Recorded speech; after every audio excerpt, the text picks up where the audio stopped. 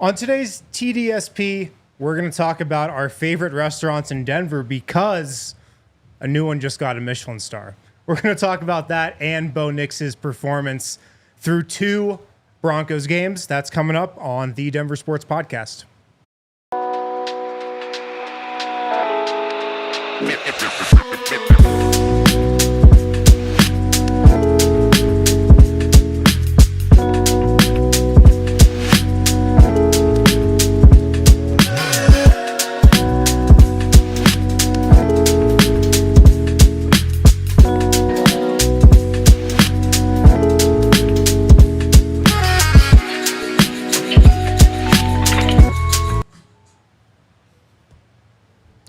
And we're live on the Denver Sports Podcast, TDSP, on a Tuesday.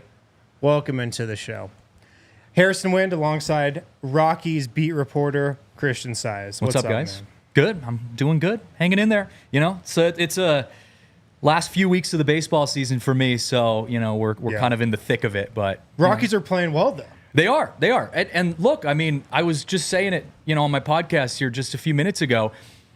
I'm actually excited about the Rockies for once because the guys who are playing really well for the Rockies right now are all their young guys. Like they're rookies. You know, you had 13 MLB debuts this year. Like half of those guys are playing really well. They've got one of the best bullpens in Major League Baseball. Like the Rockies, there's some reason to be excited for them. Wow. There's some juice at the end of the season. Better late than never. Yeah. I mean, that was always the goal of this season, right? Yeah. To see what you have with some of these young guys. So it's good that we're finding that out. You know, even though it is September. Well, they put the, you know, playoff goal year as 2026. And so I feel like even though there's always this idea and this hope that like maybe this year could be just like this fluke season that all of a sudden you find yourself in playoff baseball in October out of nowhere, there was still that understanding that like it's the Rockies, like it's not going to happen. They kind of jumped on the rebuild train a little late and didn't make enough moves to get things rolling until just recently. And so the fact that you're starting to see some of the benefits of the moves that were made last year and the year before that, it's huge. And the future of the Rockies is bright, I think, because you've got all these young guys that they've been investing in the last few years that are finally getting up to the big leagues. And you're beating some of the best teams in baseball over the last 4 weeks. We've played, you know, 4 series against the best teams in baseball, literally minus the Dodgers, and we're over 500 in all of those games. Wow. This is the Denver sports story nobody's talking about right now, except you for an hour a day. Yeah, exactly. Yeah. Well, and I get it. It's the Rockies. Like, you're not going to compete for attention, especially when you're not a playoff team, with teams like the Broncos, which we're going to talk about today, with CU and, you know, CSU and all of those, you know, the Avs, the Nuggets, all of those other teams that are so prominent here in Denver, because the Rockies have kind of been off the grid for a few years. Totally. And they're not a playoff team this year, so it's like, okay, what is there really to be excited about? But for where I think they are as a franchise, there's reason to look forward to the coming years. That's what they need. That's what they need, though, right now. Like the Rockies need a vision you can get behind and like talk yourself into and kind of believe in.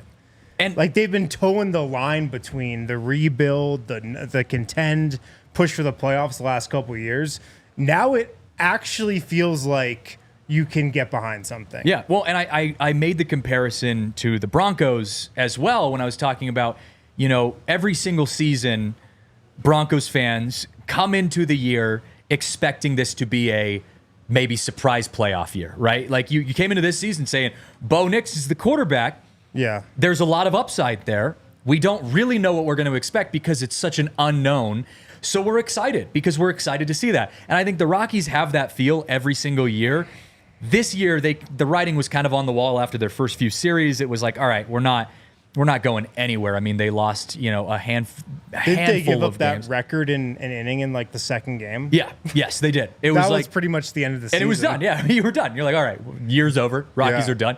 But I think from like the July 1st, you know, All-Star break, when the Rockies realized as an organization we're not going to the playoffs this year, we can start maybe making some moves that we wouldn't make if we thought we'd maybe be a playoff team. Mm-hmm. Once they started doing that, the Rockies have been better. They've been almost a .600 winning percentage at home since July 1st at the halfway point of the season. Their bullpen has been one of the best bullpens in baseball over the past month and a half. These times of the year is when you're seeing all these guys make their way up from the minors and get their first look at a big league roster. Yeah. And so I'm like, this is the team that we're going to have over the next couple of years. And we still have some guys that haven't made it up yet that are really good prospects. Man, I keep your eye on the Rockies. There's possibilities for them. Let's go. Possibilities. What have the crowds been like?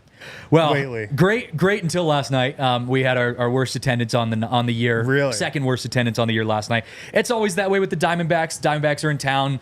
Arizona just doesn't really have a huge fan base. I was talking to PHNX, one of their beat writers on the pod yesterday, and he was saying the same thing. Like, they're one of the best teams in baseball, and they just don't have. They get like 50% capacity at their games, weird. Which is crazy.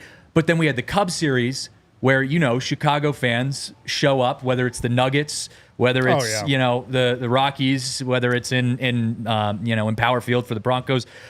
Cubs fans showed up, and we were averaging 42,000 fans for the 3-game series over the weekend. Chicago brings it like few other cities do in terms of just how their fans travel. Like, there's so many transplants here anyways from Chicago.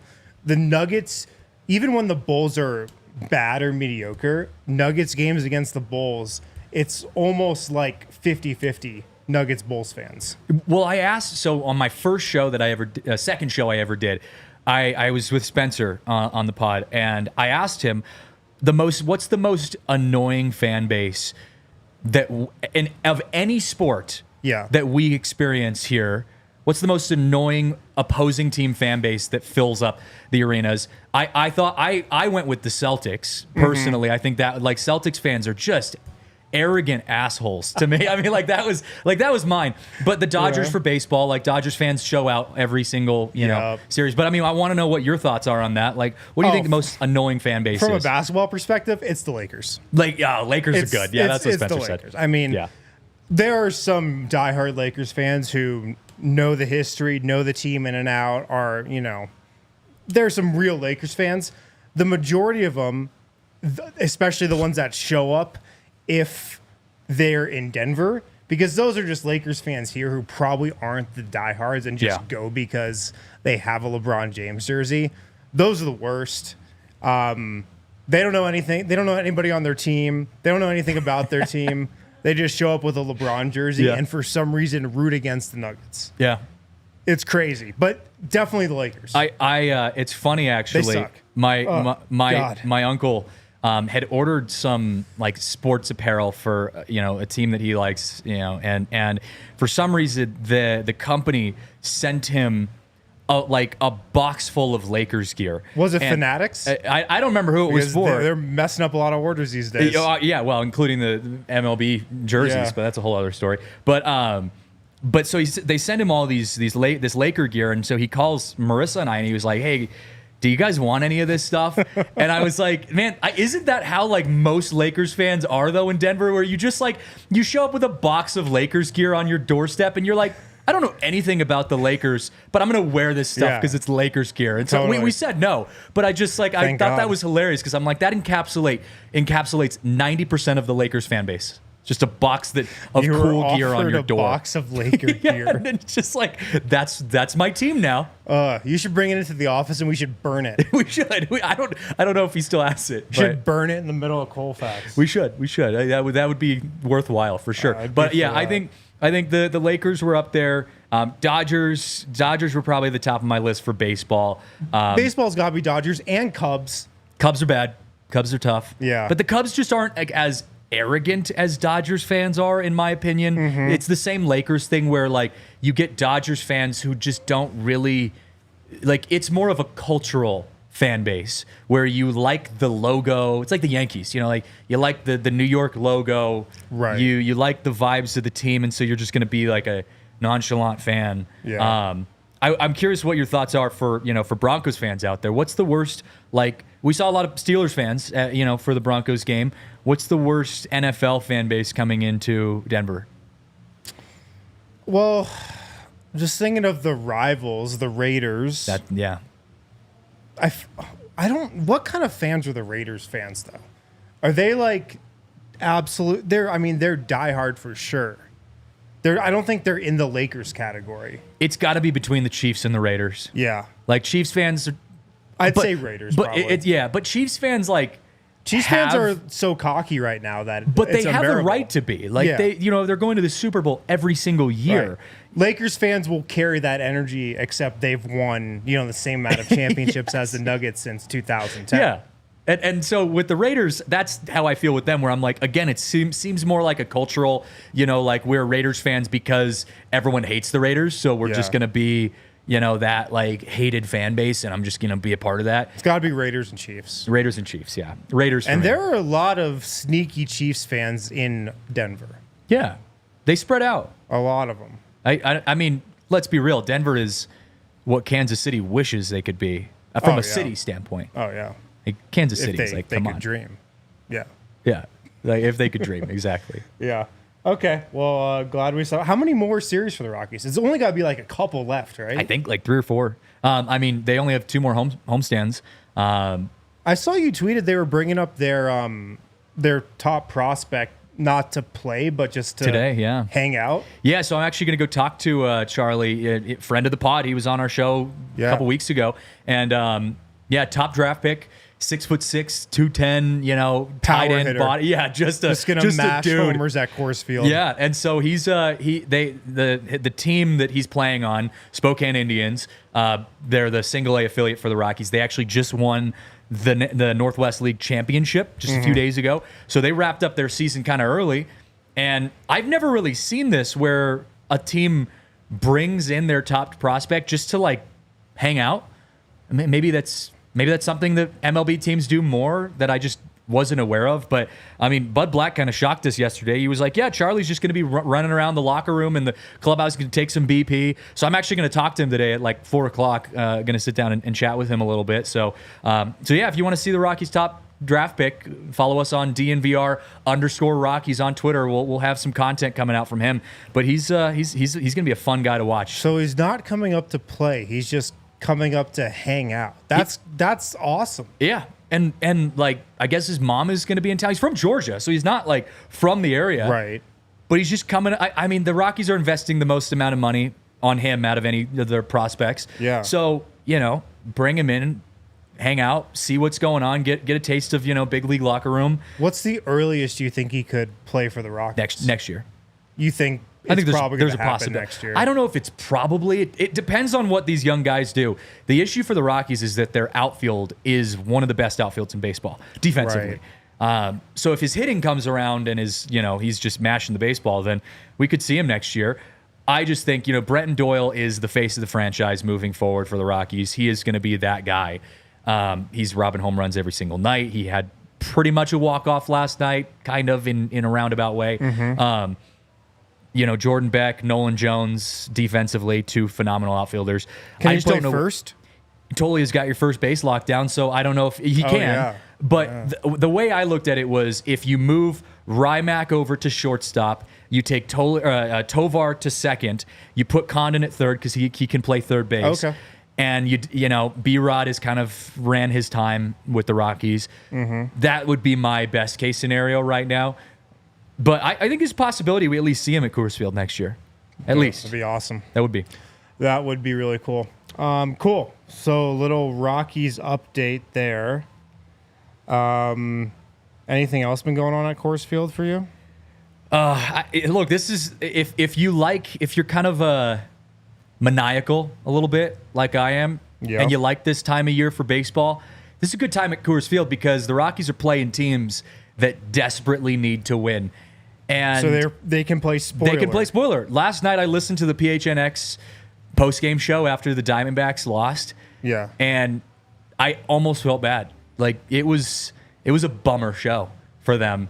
And I like Derek, I like Jesse, I like those guys over at PHNX.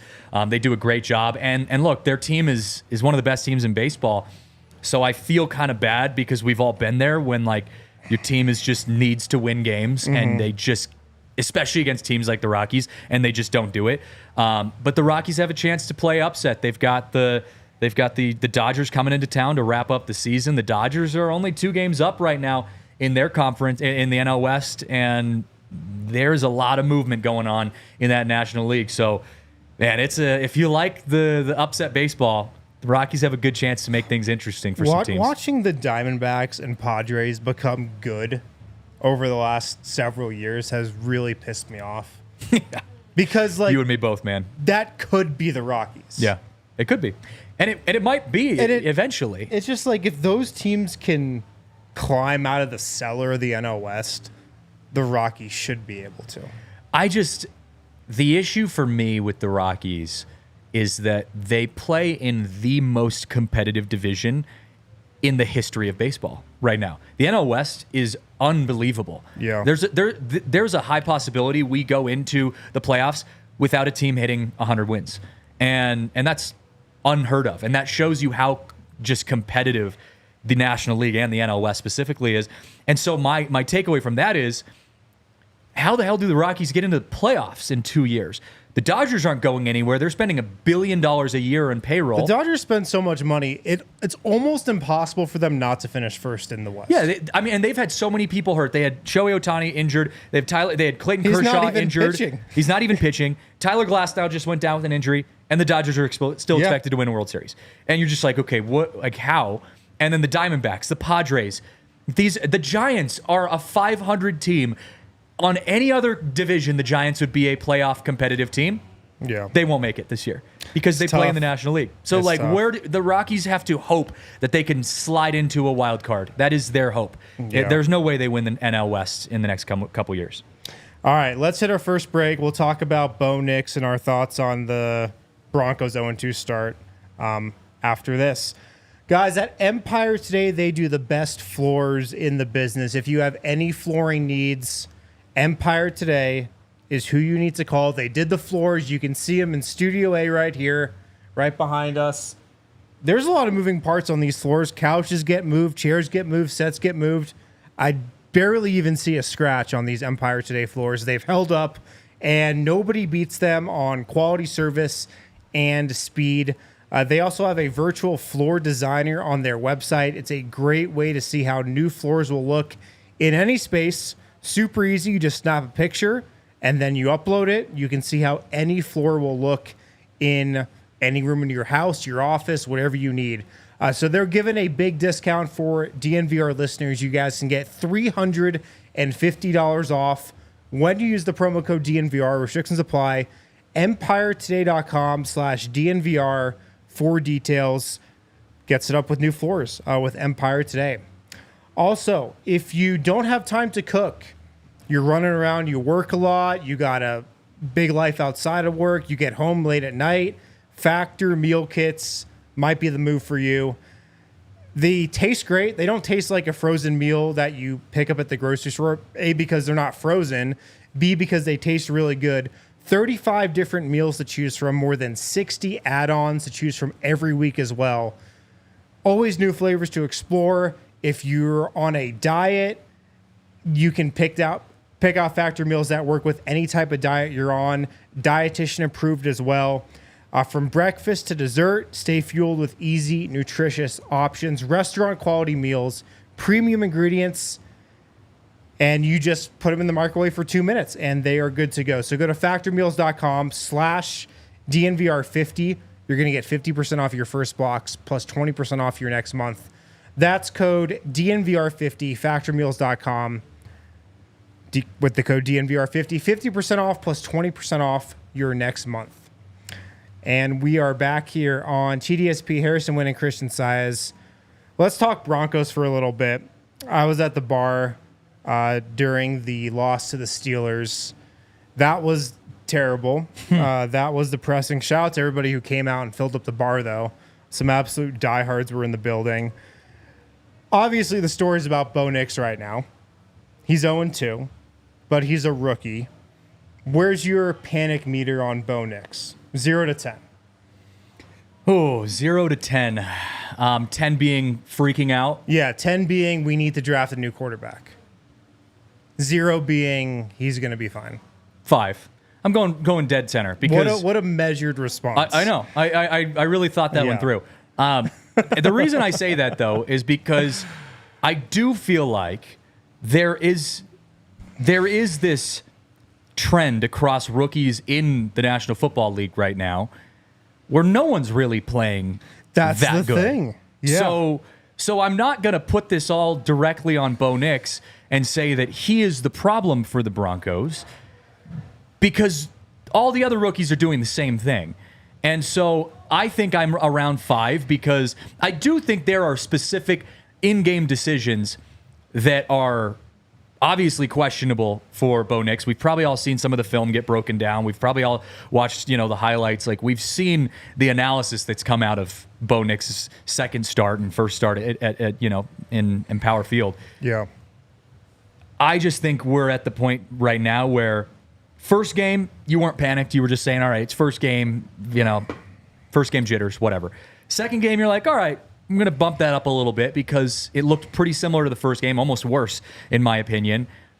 But I just think you give him a little bit of credit because he's so young, and there is that trend across the NFL right now where rookies just are not picking themselves up in the way that people thought they were. And I think we as in the media, as the fan base, we hype up the stories. We rightfully so, too. Like, we are here to get excited about what the possibilities of Bo Nix could be in a Broncos uniform. And I think there is a possibility that he could be a solid quarterback for the Broncos. I just haven't seen enough pieces of those successful moments yet to have that. Lauren says 3.5 in the Toyota chat. If you're in the chat, let me know what your Bo Nix panic meter is at. Of course, we are in the Toyota Lounge as well, driven by your Front Range Toyota stores. Toyota is the official vehicle of DNVR. The preseason screwed Bo Nix. Yeah, it did. And us and our expectations because totally he did. was so good in the preseason. And we definitely overinflated that. Because the more you think about it, like, I'm not an NFL expert, but just judging off of how other sports preseasons go, it's not like you're breaking out your best, most complex defensive schemes and stuff in the preseason. He probably saw pretty vanilla stuff. Yeah. And he looked great against it. He did. And that definitely inflated how at least I thought he was going to look. So I'm probably around a 5 as well. I might even be a little lower because I'm factoring that in a lot. I'm factoring in the fact that rookie QBs have looked really bad. Also, some second-year quarterbacks, Bryce Young getting benched, looking bad also. I saw that. He's gone against pretty good defenses. The Steelers have a really good defense, right? They do. That's what people say. They have a really good defense this year. Like, that's how they're 2-0. It's not like they're scoring. And also, the Broncos don't have a lot of talent offensively, I feel like. Yeah. Their receivers are kind of blessed. So, it's easy to panic, I feel like, but I'm betting the smart money is on not panicking right now. No, I agree. And look, it's so early, and I know we've said that, and we're gonna ride that point until it dies. But it is so early in the Bo Nix era in Denver that I definitely am not at a panic spot yet. I do think the preseason set expectations in an unrealistic direction. And I want to make the comparison in a baseball standpoint. Like, when you get a new baseball player on your team, a young rookie or someone who you just signed, and you bring him into spring training, like, if that person sucks in spring training, no one's freaking out, right? Like, you're not like, oh, God, so-and-so, Brenton Doyle was terrible in spring training. He's going to be terrible this season. It's like, that's just the way it goes. And vice versa. Like, if you're playing great in spring training, it gets you excited, but you're also aware that you're facing guys who are, like, probably minor league pitchers for the most part. The main starters throw 1, maybe 2 innings max in spring training. So I think it's more visible because of the individualistic sport that baseball is. In football is such a collective sport. It's hard to see that sometimes in the preseason. It looks more like an NFL team playing another NFL team in a regular game, even though from the X's and O's, it's preseason. And it's so different. The medium is so different. So I agree with you, and I will add to that point that I think the preseason, we need to temper ourselves a little bit to that. I want to shift, though, in looking at the positives from Bo Nix. It's the second game in a row that we've seen him be able to kind of kick it into gear in the latter half of the game, specifically in the end of the game. Yeah. And so what we've seen is that he can do it. He can have those good drives, those good offensive plays. He can move the ball down the field. We did see that from Russell Wilson, too, when he was playing with the Broncos. I just want to see him almost kind of shift his mentality to like start a game like that. Maybe go tempo early in the game to just change it up a little bit. And I think Sean Payton, he's a veteran coach, but I want to see them make some adjustments here in the third week. I think that's a great point. That was my takeaway as well, because when they were going no huddle, when they were playing faster at the end of the game, like that looked like Bo Nix in his natural element. Yeah. He didn't seem like he was thinking about things nearly as hard as he was when they were just calling regular plays. Like when they were calling Sean Payton's like ridiculously long play calls. Yeah, I saw that. You see that. He's like looking at his notes like, wait a minute. It's like a 9-second play call. There's that famous clip of John Gruden like getting on some quarterback, I forget who it was, about how like these ridiculously long play calls. But I think Sean Payton's the same way. I'm sure he is. When he just like didn't have to think as much and was just going, that was when he was at his best. Yep. Because Bo Nix, if you're gonna assign like a stereotypical trait to him as a quarterback, it's probably just gamer. Yeah. Like he's a gamer. He's a backyard quarterback. Like go out there, run around, make something happen. Just make stuff up on the fly. Just a gamer. Yeah. And when he was in that element late in the game, you saw that come out. And I would also add another adjective to that. I mean, he's scrappy, you know, and I think that's something that's kind of overlooked sometimes with Bo Nix's game, but he's really scrappy player. And I agree, if you turn this into a technical game where you're overanalyzing all of the little nuances of play calling and, you know, where to go into in the pocket on certain plays and, you know, who your different targets are. And you even look when you're breaking down some of the film, like I look at where his eyes are going on the field on certain play calls, like he's not making in-game decisions. He's not making adjustments like you would see more veteran quarterbacks do. And I just don't think that's his style. I think if you watch him play at Oregon, he was so scrappy in just being a gamer, like you said. So I think you go back to the drawing board a little bit if you're Sean Payton. You try to get kind of basic with him a little bit. See if that works. If it doesn't, maybe you go back to what you were doing. But what worked or what was happening in the first 2 weeks wasn't working offensively for the Broncos. It's another example, another year or a few games into the year of, you know, Broncos offense that just has not been able to find their footing. Broncos fans want to see you taking shots. Broncos fans want to see you doing more than just quick little 5-yard screen routes, you know, every single down. There needs to be a little bit of a shift on that, and I think Bo Nix can be that guy. You just need to put the right game plan in order for him. Yeah. Unfortunately, when you look at the Broncos' schedule, they've got the Buccaneers next week on the road. Then they've got the Jets on the road. Buccaneers are 2-0. I think they've only allowed like under 40 points or something too. Yep. And then the Jets, they have a good defense as well. Like definitely top 5 defense. At least that's what Todd Davis tells me. Top 5 defense for the Jets. A lot of playmakers there. So the prospects of going to 0-4, and with both those games on the road too, the prospects of going to 0-4 actually look kind of strong. And that is really scary because you just wonder what that would do to his confidence. Like if he has 2 more mediocre to bad games and they drop to 0-4 going into a game against the fan base that gets on our nerves the most, the Raiders.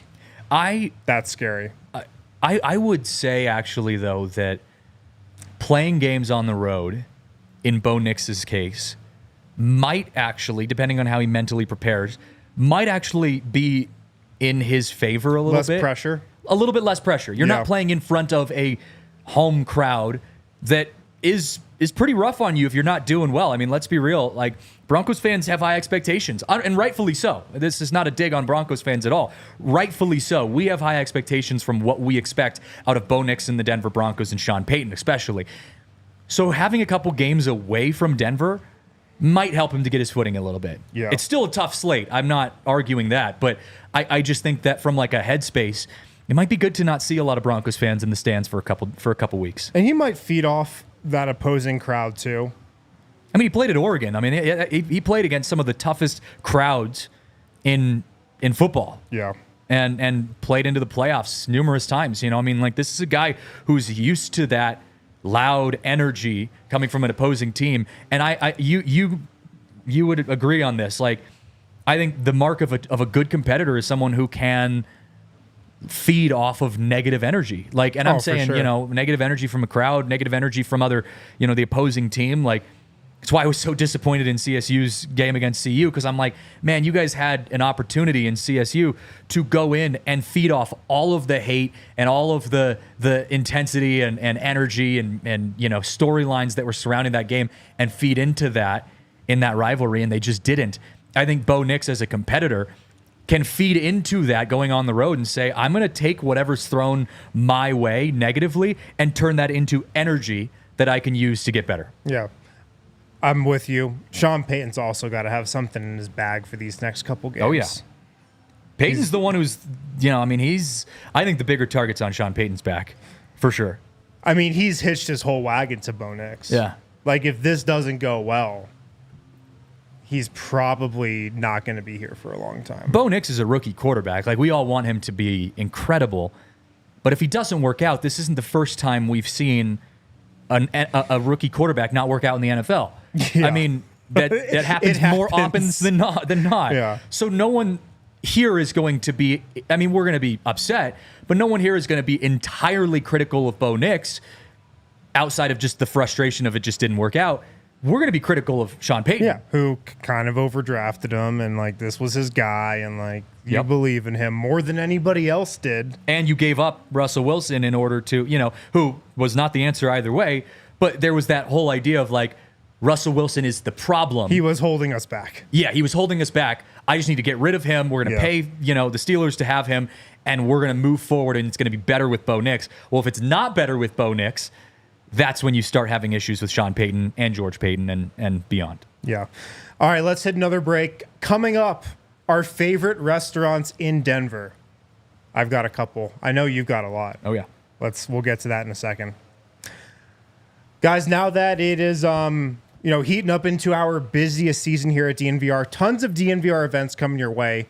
Want to shout out a couple of them to keep your eyes on. If you're a Broncos fan tuning in, you've got to come to our Broncos tailgate. I know we're going on the road for a little bit, but the tailgate will be here when the Broncos are back. The best tailgate in the city.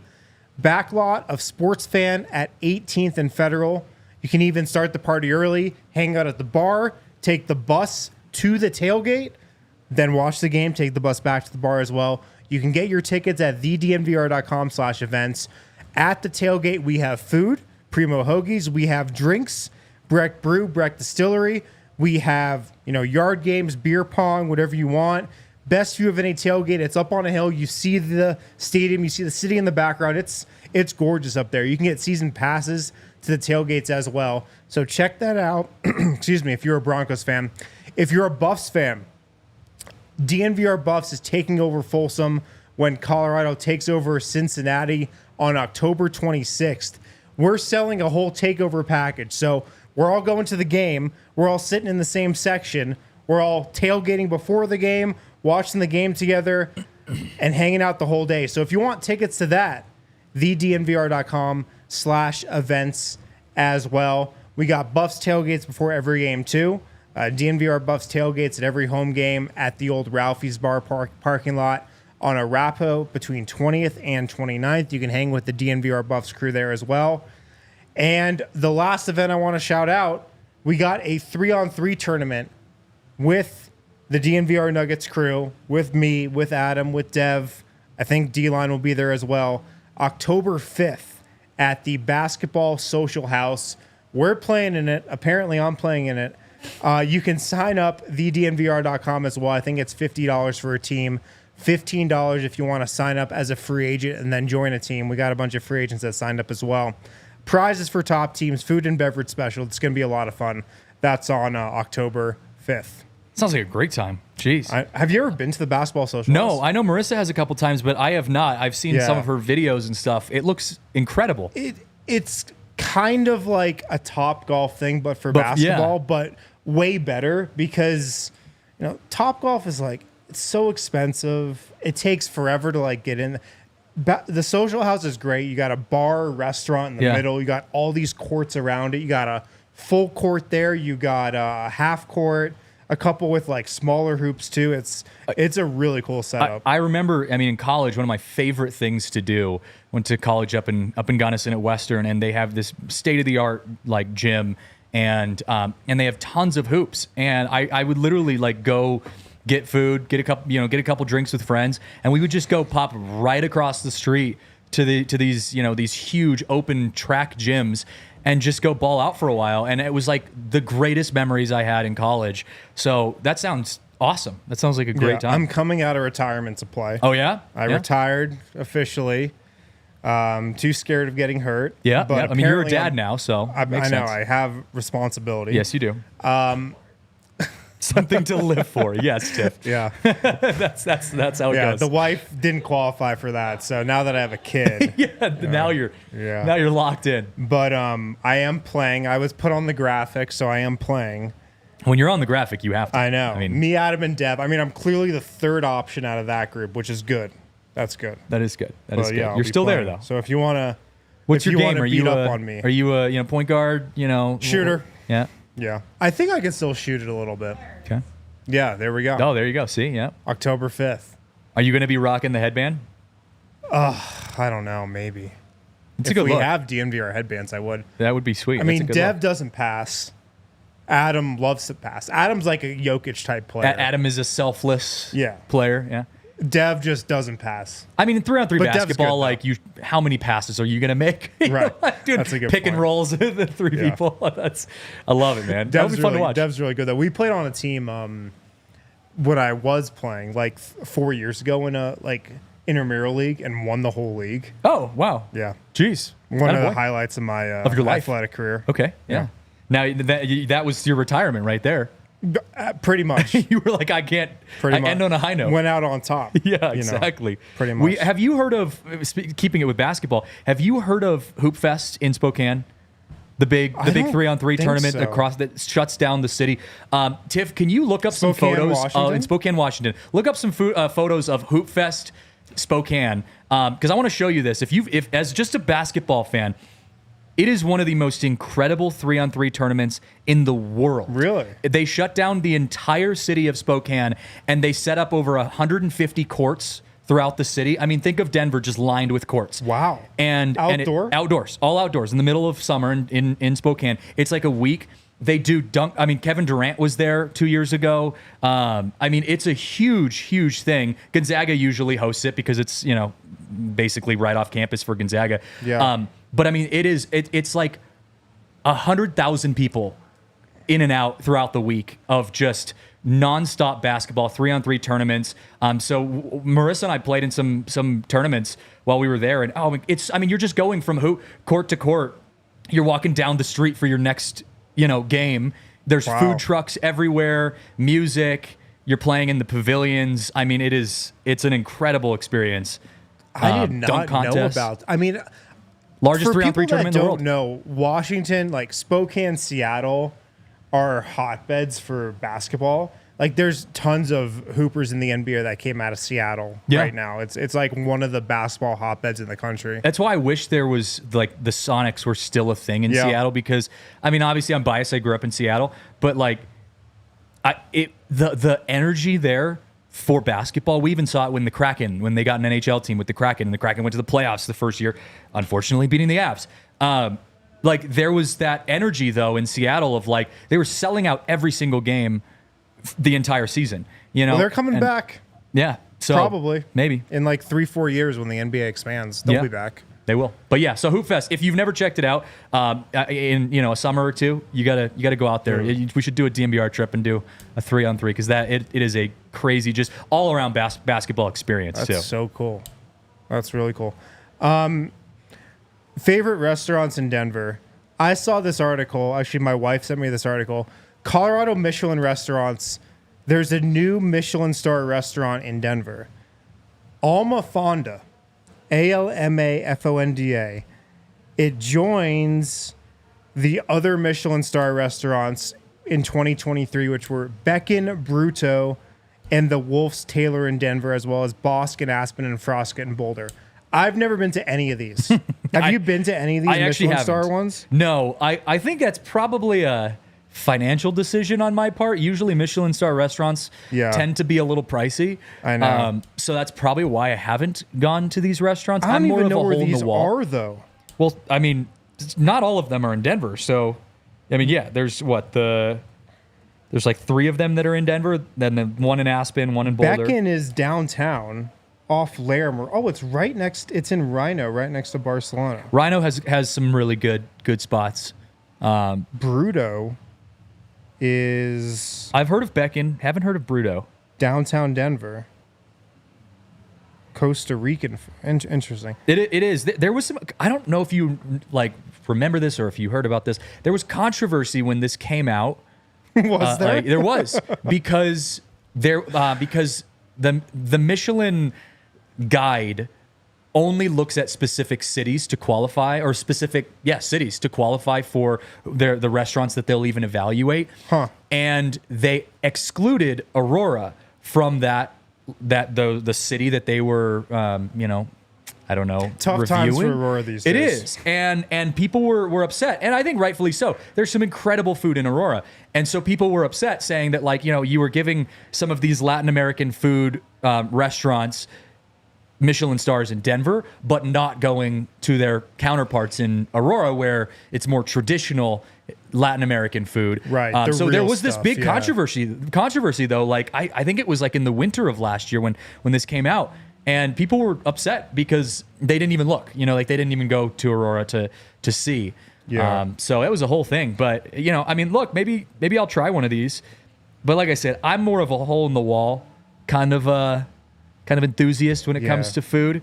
And Denver has some pretty damn good food places. This is a little off track, but Michelin star, Michelin man. Yeah, it's the I thought it was something completely different. But I just looked and I saw the Michelin Man logo. It's the Michelin Man. Yeah, the tire. How did they ever get that crossover going? I've heard the story. What an incredible move from the Michelin I've Man. heard the story before. There is some history to it. Do you have it, Tiff? Michelin. I'm on the Wikipedia. Michelin guide. Yeah, so it started as a free travel guide that they would put out at their tire stores. Wow. And then it just became a big, an actual thing that makes or breaks someone's restaurant. Yeah. Literally. Totally. Yeah, no, I mean you look at some of the best chefs in the world and you have to have a Michelin star. You have to be considered one of the best chefs in the world. What a company. Tires and the best restaurants in the world. With crossover. Feels very DNVR ALLCITY-ish, right? We're just kind of you know what we're going to get into? A bar. Yeah, what are we going to do here? We're going to go take a road trip for, some Buffs game. We'll do those kind of things. Just random. I did not know. My mind is blown right now. Yeah. In 1900, there were fewer than 3,000 cars on the roads in France. To increase the demand for cars and car tires, two brothers published a guide for French motorists, the Michelin Guide. Yep. And there you go. And the rest is history, as they say. Encourage drivers to take more road trips and therefore burn more rubber. The rest is history. It's really interesting to see the process that goes into that, because they grade it and they evaluate these restaurants on such a unique scale too. They're not just looking at they're not just going somewhere and being does this food taste good? They're looking at ambiance and service times, and it's a whole thing. it's like the real life version of Ratatouille. Like, you know, I mean, like when Anton Ego, a big, tall, skinny dude comes in and is like all serious and all the chefs are, getting things in line. Like it's pretty funny to see how they go about that, but it's a big deal. It's a huge deal. Yeah. It can make or break a career. It is. Yeah. What's your favorite restaurant in Denver though? Benzino's. Benzino is... I've never been to Benzino's. Okay, have you heard of it? No. It's a old retro gas station that was converted into a, like, I don't know if it's like Italian. It's kind of like pizza / Italian. It was the first date that Marissa and I went on here in Denver, and it like we moved, and like 3 days later we were like, we need to go try some food. We're big foodies, and so I had gotten a recommendation of Benzino, and we went and checked it out. And I mean, it's such a vibe because it's literally just this old retro gas station, Johnny Rockets looking thing, and it just had great food, really nice food, good service. It was more of the vibes for me that was like why I liked it. Like the food was good, you can see on the screen, like the food's nice, but the fact that it's in a retro old like 1960s gas station was pretty cool. I'm seeing it now on their website. Benzino, yep. So, okay, so is it like an outdoor? It's like both. Indoor, outdoor. It can be both. Deal. Yep. Where is it? Oh, that's a great question. It says Park Hill. That sounds correct. So that general area. No, I thought it was close. Yeah, I think it's close. Yeah, it's on Colfax. Okay, so yeah, so it is. It's not too far from us here. Oh, it's on Colfax. Just a straight shot. Straight shot down. Yep. Yeah, and I gave it as a recommendation to one of my buddies, and he went on a first date with his now girlfriend, and they're still together after. Right. It's a good. So it's really good and holds some sentimental value. Yep, exactly. So Benzino is a good one. My favorite like family place, Los Portales. They've got a couple. They've got one up by DU, and then they've got one out in Littleton. And Los Portales is just like this mom and pop, like, Mexican food joint. And it's funny actually. So the original owner started the restaurant like a million years ago in right next to DU in Denver, right off campus of DU. And Marissa's grandparents grew up going to that restaurant with the owner's kid, and that kid grew up has taken over ownership and is now running the restaurant in Littleton where Marissa and I go. And we had a small world moment when her grandma came to have dinner with us one night, and the original owner's kid, who's now running the restaurant, saw Marissa's grandma just sitting down eating with us and had a like, you used to come and eat every single week here. That's so cool. And it was like this full circle thing. It was wild. So we go there like once a week almost. Los Portales. That's a great place. Good people too. Dude, I gotta try that. We go to Los Dos Patrios for Mexican food. Like that is our spot for Mexican food. Also, Sean Payton's spot or the Broncos spot. The only downside of Los Dos Patrios is that it's so popular. It's so crowded. We go at like 4 p.m. Yeah, I know. It's so busy. Now that we have a kid, we can talk ourselves into that a little more. But we get there like 4:30. It's us and just the old people. It's incredible food, but it is so busy all the time. If you go at 6, forget about it. Yeah, you're there for an hour. On a Thursday or Friday, like you're waiting 45 minutes minimum. I took my first, I called the high school football games here in Denver, and one of our main sponsors is Los Dos Patrios. Yeah. And so I kept doing these sponsor reads, and I'm like, man, I really gotta check them out. It looks incredible. And I took my mom and Marissa one day, and it was like a Friday night at like 5 p.m. We waited for like 45 minutes. We still got a table, and it was incredible food, but it was the same thing where we were just like, next time we should probably go up like 2 hours early. Dude, 4 o'clock is a general good time to get there. On the weekends they have like some specials too. Oh, it's just it's funny that you bring up the whole food thing though, because and restaurant thing, because when I moved to Denver, I mean, Marissa and I love going out and eating. It's something I wish we did or had money to do more of. I mean, it adds up when you go out to eat 2 or 3 times a week. Yeah. But I made a list on my phone, and I've broken it down into categories. I've got like seafood. Yo, can you send this to Tiff real quick? I will. I'll send this because I literally I need to be reading this as you're reading it in real time. It's a long list, so I might not be able to send all of it. And I'm just adding. I just add a bunch of different restaurants to this list as I go. Like, okay, if you're coming into town, this is what I recommend. Yeah, because people are always like, all right, I'm coming into Denver. What are some spots I need to hit? I have like a nice little breakdown that I send to people. Like, if you want Italian food, if you want Mexican food, if you want bars in this area. I put it in the Denver Sports Slack, Tiff, but I've used this list so many times with friends when being like, okay, someone will be like, all right, like, what's a good place to go eat? And I'm like, okay, well, what do you want? Seafood. All right, well, how much money are you willing to spend? I can, it's Valentine's Day. I want to go all out. Go to Water Grill. Water Grill is incredible. Having the ability to kind of break it down in those ways, like, that's helped me a ton to enjoy the restaurant scene. And there's incredible food in Denver. Good food. I was actually a little pessimistic when I moved here because I grew up on the West Coast. Some of the best food in the world is in LA, where I spent, one of my summers in college was in LA. My family's from San Francisco. I grew up officially in Seattle. All three of those places are like some of the best food in the world. And so I had a very high expectation. And I came to Denver and I was shocked. The seafood here is actually really good when you go to the right places. We have really good seafood here. Mexican food, Latin American food, Cuban food, like, very good here in Denver. Sushi is surprisingly good. In Denver. There's some really good sushi places. Sushi Den. There's a lot of options. And also, another surprise, the amount of speakeasies. I don't know if you're into like the underground bar scene. I can get into it. There's a lot of really cool speakeasies in Denver. Okay, you have my brother's bar on here for American.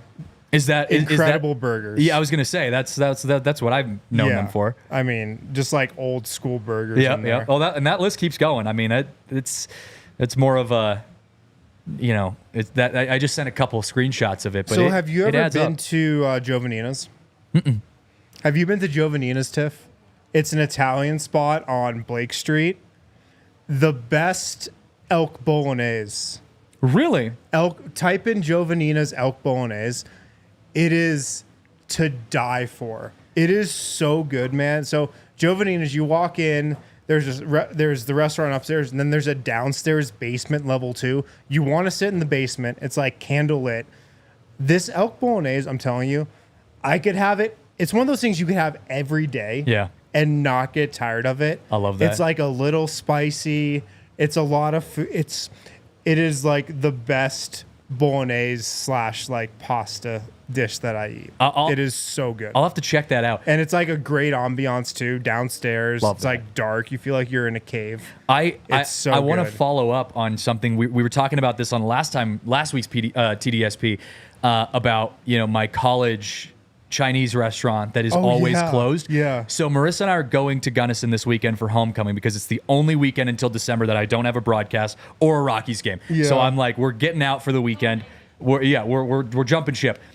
But I literally called the restaurant to be like, are you guys open? We're gonna be here this weekend. We're gonna probably be there every single day that we're there. Like, we're gonna have dinner at your place every day that we're there. Yeah. They remembered Marissa and I too, because we both get the same thing every single time. But they're gonna be open. So I am so excited to be in Denver. It's called Double Dragon. It's probably this just basic Chinese food, but to Marissa and I, it is the best food in the world.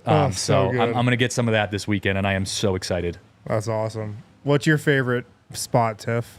So my system is probably not nearly as cool as Christian's, but I just go in Google Maps and I pin everything that I want to go to, and then as soon as I go and I like it, I change it to favorites. Oh, cool. And so I've just got like hearts that all is really along, smart and all efficient. along. That's such an impressive way of doing that. I think yours is impressive. I just data dumped onto my. Oh yeah, mine is just like my list is organized chaos. Yeah, I just dumped a bunch of restaurants onto my phone. That's so organized. I like to be like, what's near me? Oh, this place I really like. But I was just gonna shout out Bastion's just down the street. Like, I feel like nobody talks about it. It's one of the best steakhouses I've been to in Denver. Really? I've never been there. Oh my god, it's just Why phenomenal. are we doing this during the noon hour? I know. This is brutal. I'm starving. It has Denver has good steakhouses. It has this such vibey atmosphere too. Like it Bastions. can be very like jeans and